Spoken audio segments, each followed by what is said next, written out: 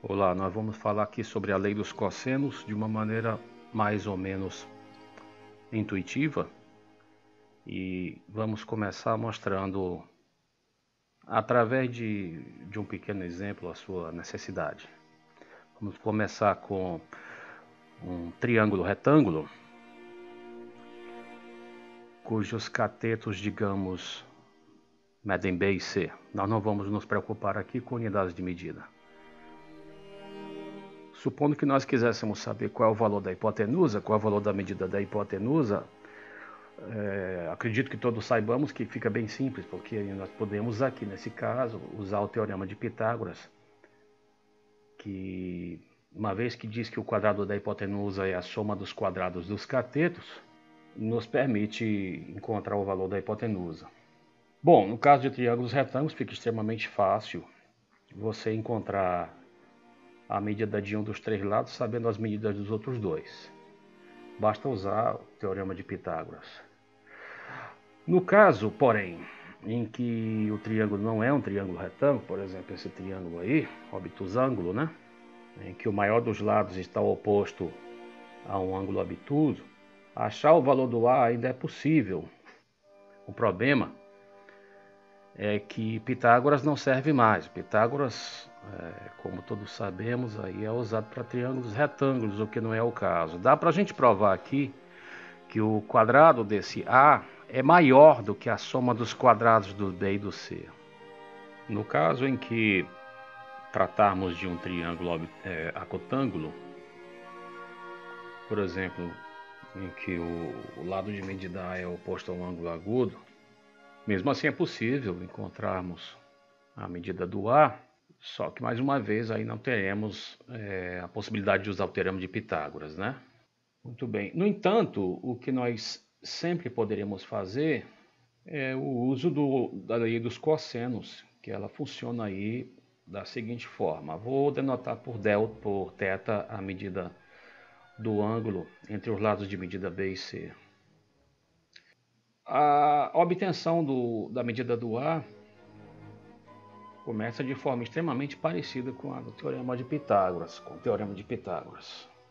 O quadrado do A é o quadrado do B mais o quadrado do C. Agora havia uma diferença, menos duas vezes P vezes C vezes o cosseno do ângulo entre esses dois aí. Essa é a lei dos cossenos.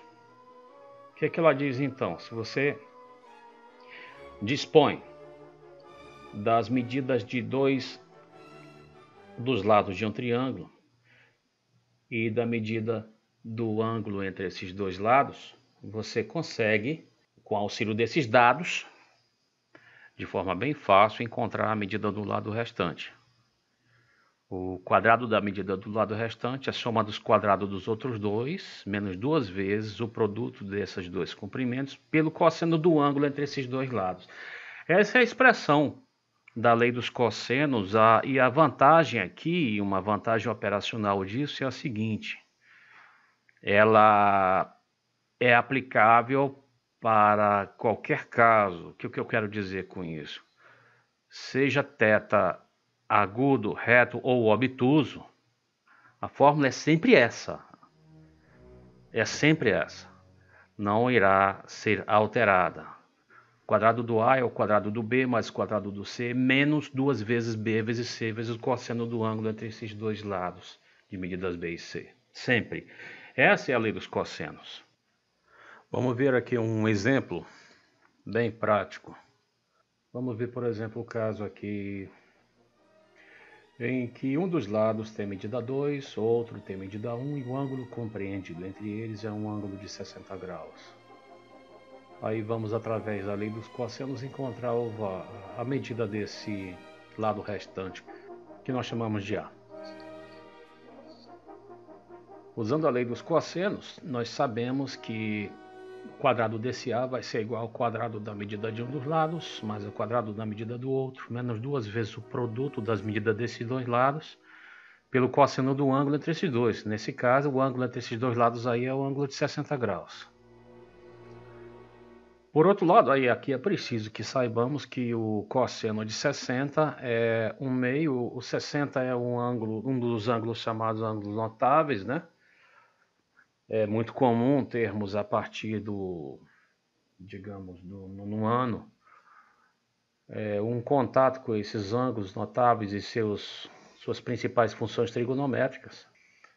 Bom, o cosseno de 60 graus, tendo em mãos a informação de que o cosseno de 60 graus é 1/2, basta que nós substituamos aí, e aí nós vamos encontrar que o a quadrado vai ser 1 mais 4, que é 2 quadrado, menos 2 vezes 1 vezes 2 vezes 1/2. Efetuando aí, digamos, os cancelamentos necessários, o que é que nós vamos encontrar então? Nós vamos encontrar que o a quadrado vai ser igual a 1 mais 4 menos 2, ou seja, que esse a quadrado vai ser igual a 3. Em outras palavras, o a quadrado é 3, então o a vai ser raiz de 3. Muito bem. Agora, o que é que nós vamos fazer? Nós vamos fazer o seguinte. Para aqueles que se contentam apenas em usar a lei dos cossenos, o uso, como eu falei, como eu mostrei ainda agora, é muito simples. O que nós vamos fazer agora é demonstrar a lei dos cossenos, explicar como ela é deduzida. E depois nós vamos fazer uma extensão desses comentários à física. Vamos tentar usar um paralelogramo para começar a mostrar como esta lei dos cossenos pode ser deduzida. O paralelogramo, como nós sabemos, é um quadrilátero no qual os lados opostos são paralelos. E, como consequência, os lados opostos também têm a mesma medida. Nós vamos fazer aqui o seguinte, vamos denotar por B e C os comprimentos dos lados desse paralelogramo. A distância entre lados opostos é chamada de altura do paralelogramo. Então, como na geometria euclidiana a distância entre duas paralelas se conserva, em qualquer instância, aí nós podemos traçar alturas, e a altura aí está bem definida pelo fato de a distância de duas paralelas se conservar em qualquer ponto delas. Qualquer uma dessas verticais aí tem a mesma medida, né? E essa medida comum eu vou chamar de H. H é, portanto, a altura desse paralelogramo, tomando C como base, né? Muito bem. Vamos reparar também o seguinte, como o paralelogramo, por definição, tem lados opostos paralelos, essas paralelas farão um mesmo ângulo com uma dada reta. Digamos, vamos pensar aqui na reta suporte do lado C, essa reta, digamos, horizontal aí. Esses dois lados que eu frisei aqui, além de terem a mesma medida, são paralelos e, portanto, fazem o mesmo ângulo, fazem a mesma abertura com esta horizontal, a reta suporte do lado C. Vou chamar de θ essa medida comum entre esses dois ângulos. Notem que aí nós acabamos desenhando, sem querer, dois triângulos retângulos, né? Muito bem. O que vai ocorrer agora? Digamos que esse lado que eu frisei em vermelho, vamos chamar esse lado de base desse triângulo, e eu vou chamar de x a medida dessa base aí, né? Muito bem. Temos aí dois triângulos retângulos de hipotenusa B e catetos H e X, né?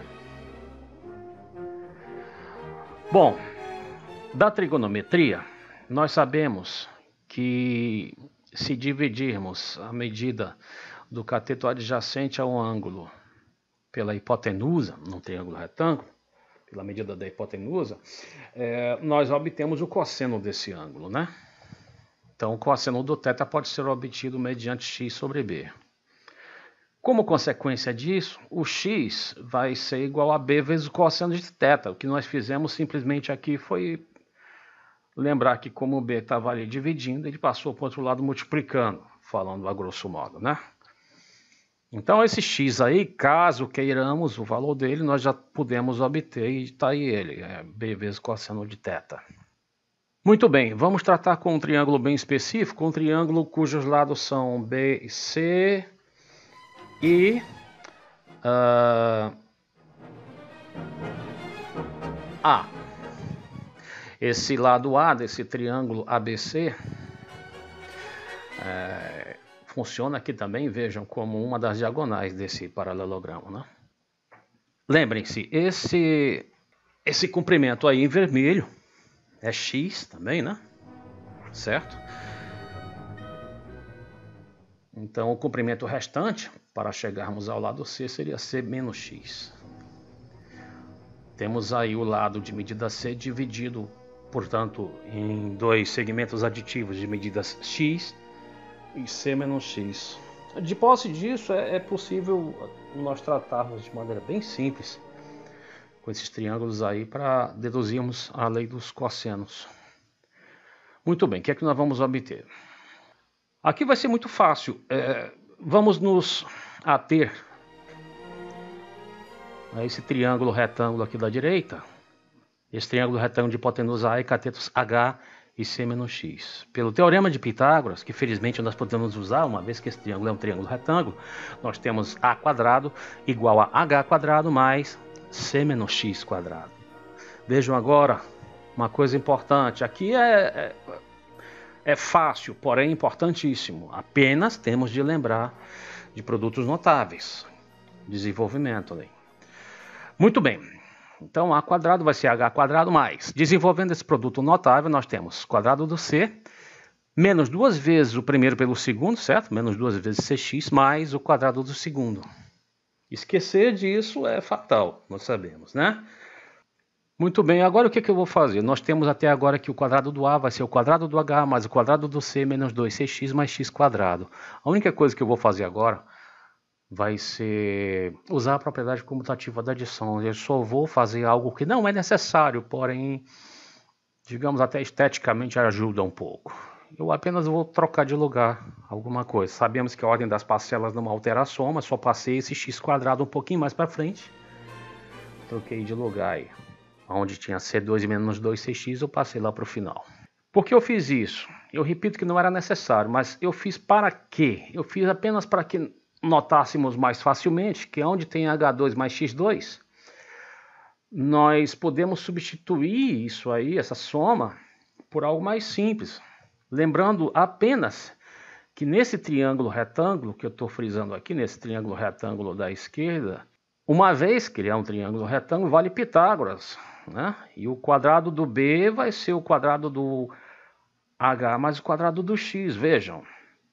B ao quadrado igual a H2 mais X2. Por outro lado, em onde tem H2 mais X2, a gente sabe então que é igual a B quadrado. Então até agora o que nós temos? A quadrado igual a B quadrado mais C quadrado menos 2CX. Vamos agora prestar atenção para esse X que está aqui. Esse X aqui, agora sim, nós podemos e devemos encontrar nós já encontramos, mostrar o valor dele, né? Que é B vezes o cosseno de θ. O que é que nós vamos fazer agora? Substituir onde tem x, vamos colocar B vezes o cosseno de θ. Então isso aí vai ficar igual a B2 mais C2 menos 2 vezes C vezes B cosseno de θ. 2 vezes C vezes B ou 2 vezes B vezes C é a mesma coisa, né? Agora vamos, uma vez que nós já deduzimos a lei dos cossenos, nós mostramos por que ela aparece. Eu tenho duas coisas a falar. A primeira delas é a seguinte: a primeira delas é que quando você pretende provar a lei dos cossenos, no caso de um θ obtuso, você faz uma construção semelhante e você vai acabar encontrando a mesmíssima expressão com esse mesmo sinal de menos aí. Então, felizmente, essa é uma fórmula que para aqueles que gostam de decorar, podem decorar à vontade, ela não vai mudar. A segunda coisa que eu devo falar é um caso que acontece muito na matemática vetorial, na verdade na física vetorial, e que eventualmente poderia confundir um aluno. Isso poderá acontecer principalmente no ensino médio, então eu acho importante fazermos as seguintes considerações. Muito bem, vamos lá. Primeiro que tudo, relembrando, em qualquer triângulo, acotângulo, obtusângulo ou retângulo, podemos usar a lei dos cossenos exatamente como escrita aí. Para encontrar um dos lados de um triângulo, basta que nós saibamos as medidas dos outros dois e do ângulo entre esses outros dois. Agora vamos a um caso muito comum na física vetorial. Vamos usar de novo o paralelogramo básico e eu vou apenas mudar alguns nomes aqui. Lembrem, esse A aí nada mais era também do que a diagonal desse paralelogramo, né? Eu vou restituir esse H, a altura dele, aquele xzinho que está lá, que nós sabemos ser B cosseno de θ. Muito bem. Agora vamos dar uma olhada aqui, usando considerações físicas, mais físicas do que matemáticas. Imaginem que ao invés de comprimentos B e C, nós tenhamos vetores B e C. Dois vetores B e C, por isso eu coloquei essa setinha em cima delas aí, né, dessas letras. É importante aqui que não se faça confusão entre um número e um vetor, né? Dois vetores aí, e vamos continuar chamando de θ o ângulo entre esses dois vetores, tá? Se nós quiséssemos fazer a soma vetorial deles, nós sabemos que graficamente isso equivale a usar a regra do paralelogramo. Em parte é por isso que eu estou usando desde cedo um paralelogramo aqui.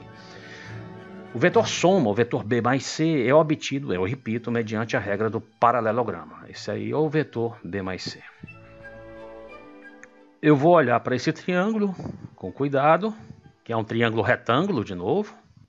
Vamos ver as medidas desse triângulo retângulo aí. Uma das medidas é H, um dos catetos dele, né? Módulo de C é a medida não do outro cateto. O outro cateto mede módulo de C mais X, mas módulo de C é apenas a medida de um dos lados desse paralelogramo, né? Certo? Não vou dizer que é C agora. C aqui com a setinha é um vetor, não é um número. Uma coisa é um vetor e outra coisa é o tamanho dele, que a gente chama aqui de módulo. No ensino superior nós costumamos chamar de norma, que é o mais correto. Esse cateto aí, digamos o cateto horizontal desse triângulo, é dividido em dois segmentos aditivos, um medindo x e outro medindo módulo de C, né? Então esse triângulo retângulo aí, ele tem catetos medindo h e módulo de C mais x. O quadrado da hipotenusa, que é o quadrado do módulo de B mais C, né? Vai ser igual ao quadrado de um cateto mais o quadrado do outro. Lembre-se, o outro cateto mede módulo de C mais x. E aqui nós devemos, sempre tomando o cuidado de não confundirmos um número com um vetor, nós devemos aqui de novo nos lembrar de usar produtos notáveis, né? Então isso aqui vai ser igual a h quadrado mais módulo de c quadrado mais duas vezes módulo de c vezes x mais x ao quadrado. Muito bem. E agora? Agora, eu, assim como fiz anteriormente, eu vou apenas usar a propriedade comutativa da adição e trocar de lugar algumas coisas, passando o x ali para frente, novamente para perceber de maneira mais fácil que h quadrado mais x quadrado nada mais era do que módulo de b, módulo do vetor b ao quadrado, né? A hipotenusa desse triângulo retângulo é módulo de b. B é o vetor, módulo de B é o tamanho desse vetor, que é o que nos interessa, né? Então, onde tem h² mais x², nós agora temos o direito e a obrigação de chamar de módulo de B ao quadrado. E aqui também nós temos aqui a obrigação de fazer uma correção. Nós aqui, em vez de colocarmos Bzinho, nós estamos colocando módulo do vetor B. O x aqui vai ser o módulo do vetor B vezes o cosseno de θ. O módulo do vetor aqui é um número, que nesse caso é um comprimento. O vetor B é uma outra coisa, né? Vetor é algo, digamos, na terminologia do ensino médio, que possui módulo, direção e sentido, né? Agora, de posse dessas informações, nós podemos reescrever isso, né? Onde tinha h² mais x², nós sabemos que podemos e devemos escrever módulo de B ao quadrado.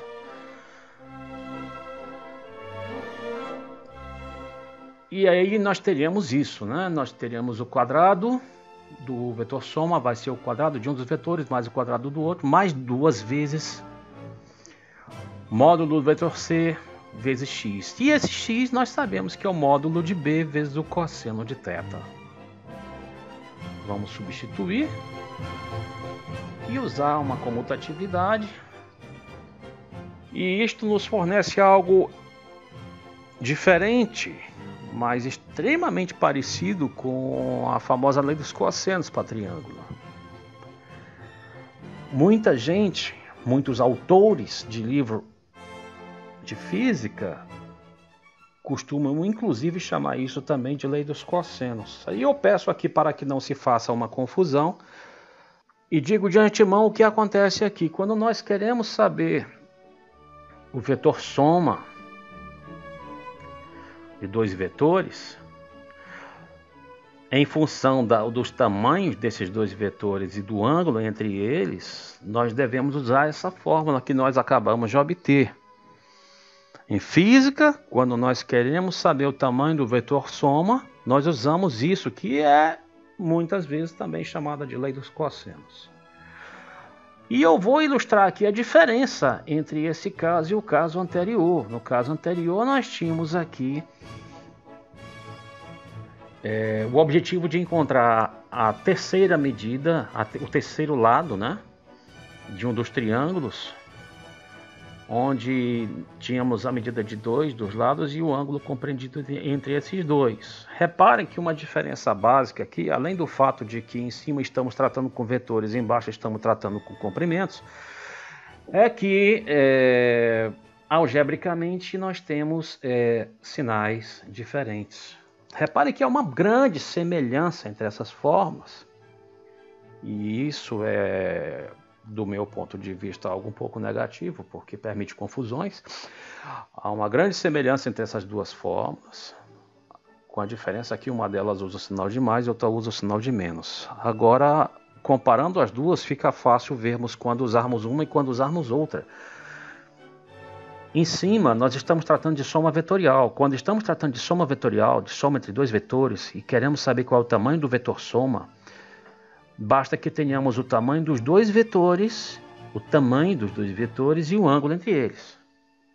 E aí, o tamanho do vetor soma será obtido, como nós vimos, por essa fórmula aí acima. Embaixo, não estamos tratando de vetores, estamos tratando de encontrar o terceiro lado de um triângulo. Tínhamos as medidas de 2 dos lados e do ângulo compreendido entre eles.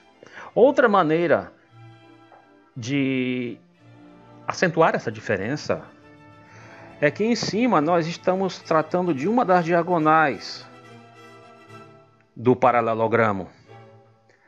A diagonal que corta, digamos, o ângulo θ. Embaixo nós estamos tratando da outra diagonal do paralelogramo, a diagonal que não corta o ângulo θ.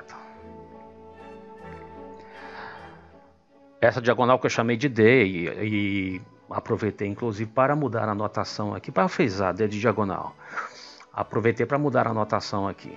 Vejam, embaixo nós teríamos D² igual a B² mais C² menos 2 vezes B vezes C vezes cosseno de θ. Essa diagonal, eu repito, a diagonal que não corta o ângulo, θ é obtida dessa forma. Então essa é a fórmula obtida para quando quisermos saber a medida desse lado D desse triângulo, cujos lados B e C foram dados, assim como o ângulo entre eles. Muito bem, vou chamar de Dzão a medida da outra diagonal, que no nosso caso anterior era simplesmente o tamanho do vetor B mais C, o tamanho do vetor soma. Adaptando esta nossa nova anotação ao que estava escrito aí em cima, nós teríamos isso, ó. Dzão quadrado igual a B quadrado mais C quadrado mais 2BC cosseno θ. Essa talvez seja uma maneira alternativa de visualizarmos a diferença entre essas duas diagonais. A diagonal que corta o ângulo θ é obtida com a fórmula acima. E a diagonal que não corta o ângulo θ é obtida com a fórmula abaixo. Certo? Espero que isso tenha acabado com algumas eventuais confusões que se costuma fazer, principalmente no ensino médio. E espero ter ajudado com isso.